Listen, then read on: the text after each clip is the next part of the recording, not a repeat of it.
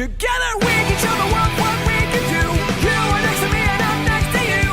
Pushing on through until the battle's won. No one's gonna give nothing to us. Into each other we put our trust. Standing united after the fight is done.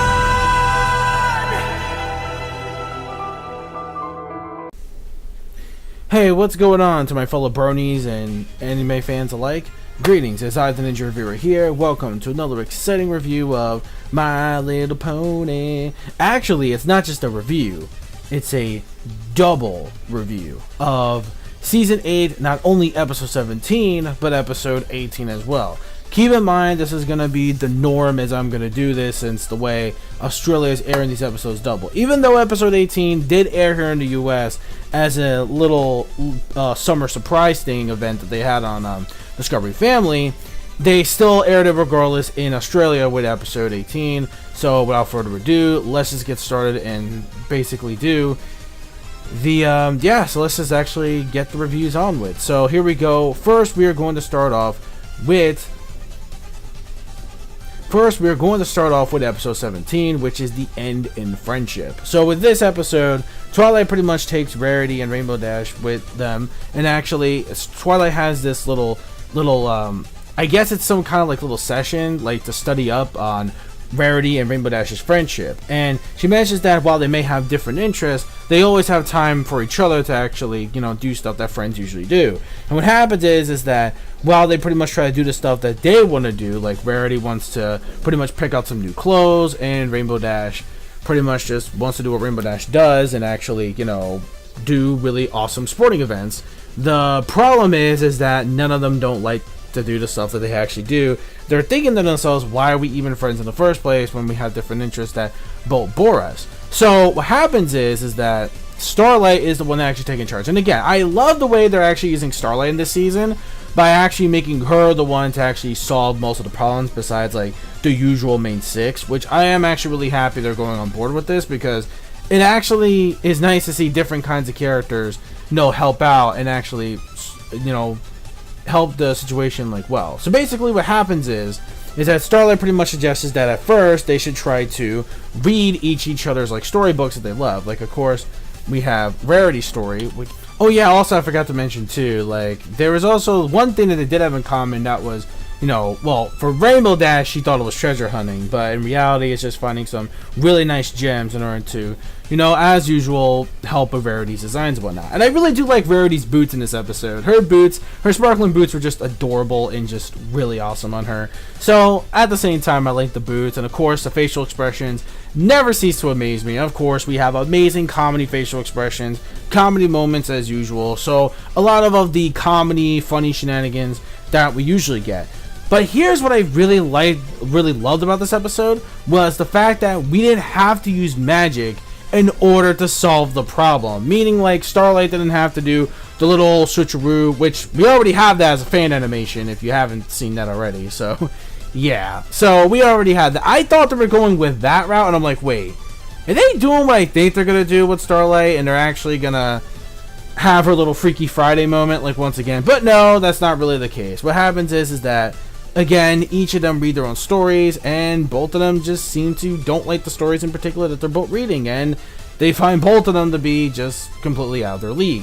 So what happens is that all of a sudden there was an amulet that Twilight was missing in her castle, and I love the way they kind of hyped this up, because I'm thinking, wait a minute, this thing can actually cause tsunamis? I'm just like, no, I'm like, no, wait a minute, no, that's actually massive hype if you think about it, because and that thing could cause tsunamis and powerful, and I'm thinking, yo, can you imagine someone who is very powerful that actually got a hold of that?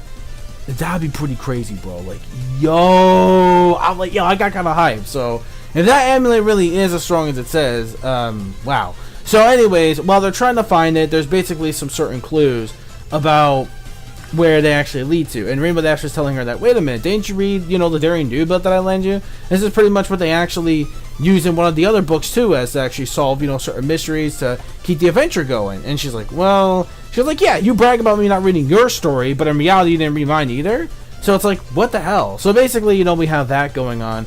And then they pretty much find out that the rest of the clues are basically somewhere in this like weird forest. It's not like a forest, but it's like a swampish sort of area where we have like this rafting that it was actually the same kind of raft that was made from the Daring Do book. And that's actually kind of cool that Verity was actually the one that actually built stuff like that. And she's like, oh, come on, you known me for so long and you didn't think I could do something this creative? And she's like, oh, well, I guess I was kind of wrong on that. So anyways, while that happens, they find this really cool looking toad creature looking thing. I'm just like, yo, this thing looks kind of, I mean, yeah, it's kind of cool, but like at the same time, it's like, ugh, like, yo. What is that? What the fuck is that? Yeah, what is that? Seriously, it's so weird. But regardless, though, it's just, oh man. But still, and it has actual bad breath, because I think even in the actual book, I think that Rainbow Dash read on Daring Do, despite Daring Do being a real character, she actually says that the toad actually has really sensitive hearing, and why he's saying that it's always too loud. And Rainbow Dash will pretty much have to lower her voice to actually find out exactly who it is exactly, or he saw exactly who it was that passed through this particular area whatsoever. And then Verity makes hold on, what was it again? I guess it's basically the equivalent of toothpaste, but at the same time it's just this like, ew. Like, it's just like, it's weird. Like, I'm like, yo, like, it's weird. It's like the equivalent of toothpaste, but somewhat different. So, anyways, so right after we did that, she actually does lead into exactly where the trail is, up on this mountain, and it's in a doorway, and it's actually kind of cool. Like, I thought it was going to be some, like, big, somewhat really big, incredible, setup at the very end. Like, that's what I kind of thought. But until then, it's just a passageway to the actual school. And, to be honest, I actually, okay, that's again unexpected. Didn't, again, see that one coming. I really didn't. I didn't expect them to actually do that. I was like, okay. I thought it was going to be some, like, thing or, like, whatever that was going to be, like, there. And then, like, all of a sudden, that's where they can actually find it. And I believe, like, it wasn't really, like, anyone that... Well, I knew the outcome was going to be that Twilight was just bullshitting the entire time, that it was never stolen, and she just hid it to teach them a valuable lesson. And, yeah, I was absolutely right. So that was actually pretty predictable. So I kind of predicted that was how it was going to end. But regardless, though, it was get to show you that even though they have, different interests, they always have this one similar thing where it actually does connect them to a bond. And that's actually a pretty strong lesson, because while we may have different, even though we have different things in common, we're still good friends. And if we did like the same things, that, if we had everything in common, that we like the same things, etc., it'll be kind of boring. It'll be something like, okay, maybe you don't like this, but still, we'll try to make the best out of it, and we'll try to make fun out of it. So, either way, I really did like the lesson. The lesson this episode was actually really strong, and it actually, shows pretty much true, like, even today's standards. Like, sure, I may have friends who I may not be interested in their certain particular, their just particular hobbies, but still, I still find the time to actually be like, hey, what, we'll try to make it work somehow, even though I'm not a fan of this hobby. But either way, we'll try to make the best out of it, just to, have fun with it. So, you know what? It's fine. Like, I actually accept this lesson for what it is. And overall, it was a pretty nice episode overall. Like, I did like the way they actually developed, like, Rarity and Rainbow Dash to find out why they're exactly friends in the first place, and why they actually set different things up. I've given a little bit of points off because the ending was kind of predictable, and it's pretty much predictable. But at the same time, everything else about it was actually pretty cool. So since the ending, since it's not a perfect episode, because the ending, again, the lesson, we pretty much saw it coming. I mean, not the lesson. The way it ended, obviously it was obvious.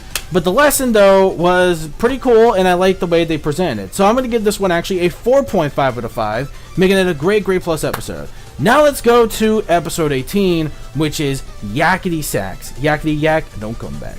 Yeah, I know I had to make that joke. But anyways, Yakety Sax. We find out that Pinkie Pie has this new hobby where she's pretty much playing, like, some kind of instrument that the Yaks play, like, at their festivals. It's kind of... called the humidiphone. Yeah, the humidiphone. And what happens is that it's pretty much their cultural instrument that they use either at festivals or pretty much where they get together like at certain events and their own ways of restaurants, etc., as we see pretty much later in the episode. So we see that, and she is very obsessive with this instrument, so obsessive that she's doing very weird. It looks like very, like the way she's rubbing it and shit like that, it's like, I think she's a little bit more overly obsessive, if you catch my drift on that. So, anyways though, I'm pretty sure there's plenty of fan fictions and shippings that you can do with that. Anyways, so when it comes to that though, let's continue on forward. So what happens is that while the playing of the ministry is pretty awful, the other girls are pretty much like, well, how are we gonna, tell Pinky about this? Like, it's, how is this even gonna work? But it's like, don't forget, remember what happened with Celestia earlier this season? Well, it's like, touche on that, touche.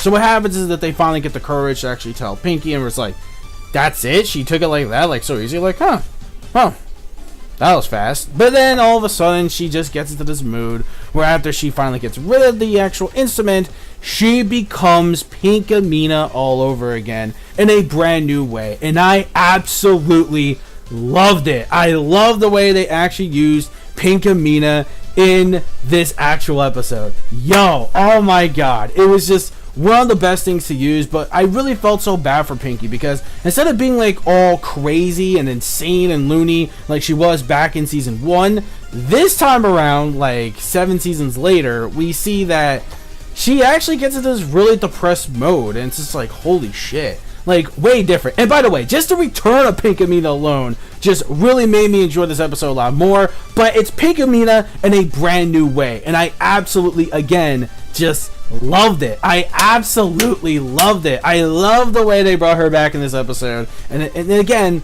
reimagined, and it was just really well done. It really was. Especially the one scene where it's supposed to like mimic like how alcohol is, where people get really depressed and they want to keep on drinking. Like, the whole thing goes where it's like, I think you had enough, and she's like, I need another, and the way she does it, it's just like, it's so funny. The execution she does it, it's like she's getting drunk off of ice cream, and honestly, it is just the funniest thing just to actually see. But I really did feel, completely bad for her in a sense. So, getting back to that. So, that alone, now the only way she can actually get back into her senses, obviously, was to pretty much, get Pinky to be like, well, you know what?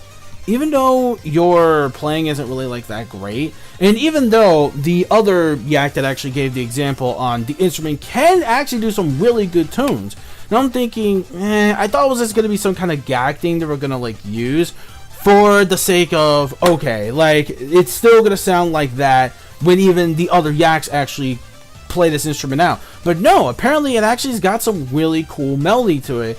Very nice, very standard, bagpipe, music kind of way. And yeah, it's fine. And the way Pinky played it was a little more better compared to what she actually played it beforehand. And honestly, she still really pretty much had a good time, regardless of her playing it in a very weird way, and especially to the girls not being really too good either. It was still, it was so good that she was actually, and as long as she's happy, then they're happy, and that's pretty much all that matters. Now, that's pretty much the whole premise of this whole episode. You can enjoy something, even if, like, it's like me, for example, okay? It's like me, for example. I am going to admit that I suck at certain video games. I mean, I don't completely suck. Like Fortnite, obviously, I completely suck at that game. But, I still have fun with it. I still have a good time with it. And as long as I'm happy, then, they're happy about it too. Same thing with Overwatch. I mean, I'm not the greatest Overwatch player out there. Granted, I am pretty solid at the game at best. But, I did try, and I am pretty good with certain characters, and I'm good with in certain classes I need to get better with. But even if but back at the beginning, yes, I did really suck. But even though I kind of had that situations with certain people where it's like, well, I don't know if, whatever, saying like, what, in reality you do suck. But I'm like, what, it's fine, I'm still having fun, regardless. And that's pretty much the way I kind of see it here. So I kind of like the whole lesson here that they were planning out though. So yeah, I mean, I don't know if I could really say it's like one of the best episodes though, because I mean, granted, the return of PINKAMENA was actually really great, but the lesson here, I don't know. Oh yeah, I forgot to mention too, Mount Pie actually makes a cameo in this episode too. Because what happens earlier is that she decides to move away from Ponyville for good to actually move in with the Yakistans, pretty much, to go to down there. And down there is in Yakistan. She wants to live there because she feels like she's kind of a little more happier there, but not too happy because her playing still isn't that great. So that's why the whole Yaks were pretty much happy in the end, because yeah, it wasn't great, it wasn't fantastic, but it was good enough to make her happy. So that's all that counts really in the end, right? Which is weird, but okay though. So now the premise of this episode was very weird. Granted, it had some really good elements, but I would say when it comes to this episode, it's good, I guess. I guess it's solid. I can't really say anything else other than that. I could have just given it a little bit lower of a score, but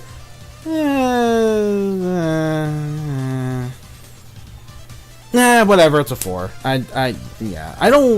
4, whatever, we'll go with that. So it's a 4 out of 5 overall. I would have just given it like an okay episode, but at the same time, there were a lot of, funny elements, especially with the whole PINKAMENA return, that kept me going. So it's a solid, good episode at best, so a 4 out of 5. Let me know your thoughts in the comment section below of this episode of, well, not just this, but episode 17 and episode 18. With that being said, folks, the double review is finally over. I will see you guys next weekend for episode 19 and episode 20.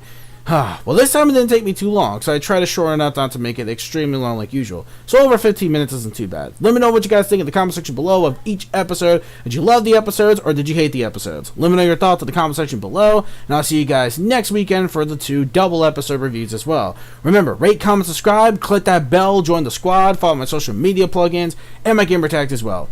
Peace, soul, love, chicken grease, and the sky is the limit. Manga fans, keep supporting what you watch, and bronies, bro hoop, brony on.